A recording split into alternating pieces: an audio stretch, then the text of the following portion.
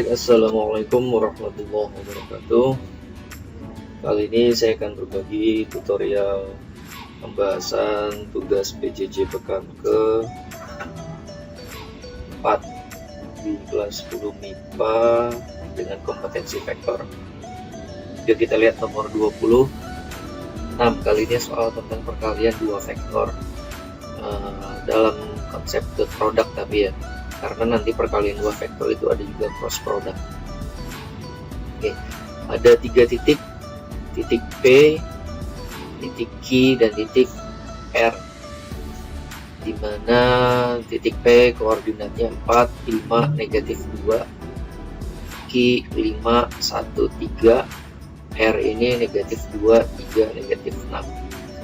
Berarti ini titik di R3 ya, atau di dalam ruang, bukan di dalam bidang. Oke, kita diminta dot product dari vektor A dan vektor B, dimana vektor A hasil jumlah antara vektor PQ dengan vektor RQ, dan vektor B ini hasil jumlah antara vektor PR dengan vektor QR. Oke, kalau gitu kita berarti harus cari dulu nih satu-satu semua vektor PQ berapa komponennya, vektor RQ berapa komponennya, begitu juga vektor PR dan vektor QR berapa komponennya. Nanti kita jumlah untuk mendapatkan vektor A dan vektor B. Ya, kita cari satu-satu ya. Mulai dari sini. Kalau kita lihat di sini vektor A. Oke, kalau kita lihat di sini vektor A itu sebenarnya hasil jumlah antara vektor PQ dan vektor RQ.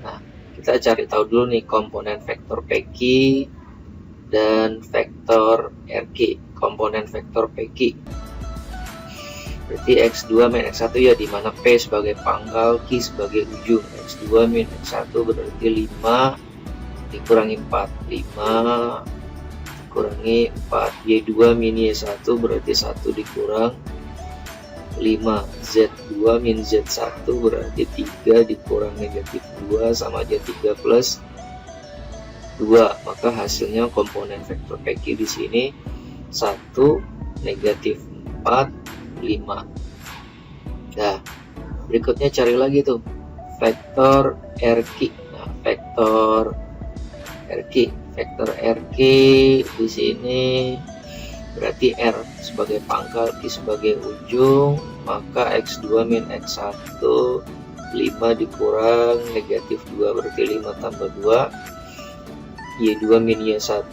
berarti 1 dikurang 3, Z2 min Z1 3 dikurang negatif 6 berarti 3 plus 6, maka dapat di sini vektor RQ komponennya 7,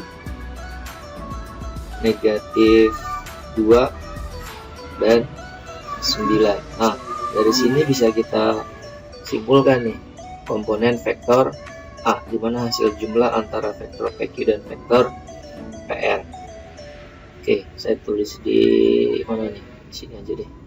Oke, dengan demikian vektor A hasil jumlah antara vektor PQ dan vektor RQ. Di sini berarti hasil jumlah vektor PQ 1, negatif 4 dan 5 ditambah vektor RQ 7, negatif 2 dan 9, maka vektor A dapat disimpulkan komponennya 8, negatif 6 dan 14 gitu.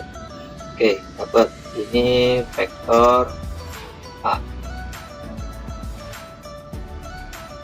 Ini vektor A. Nah, dengan cara yang sama kita bisa tentukan juga nih komponen vektor B.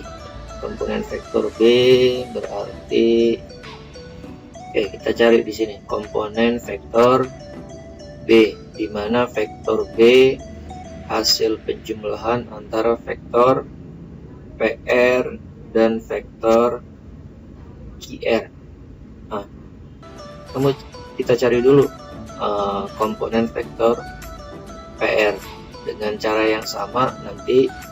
Maka di sini X2 min X1 ya, dimana pangkalnya P ujungnya R, berarti negatif 2 dikurang 4 Y2 min 1 berarti 3 dikurang 5 Z2 min 1 Z1 berarti min 6 dikurang negatif 2 berarti plus 2 di sini. Ya, kesimpulannya vektor PR di sini, kesimpulannya vektor PR hasilnya negatif 6, negatif 2, dan negatif 4. Oke, terus kita cari lagi tuh vektor QR. Vektor QR di sini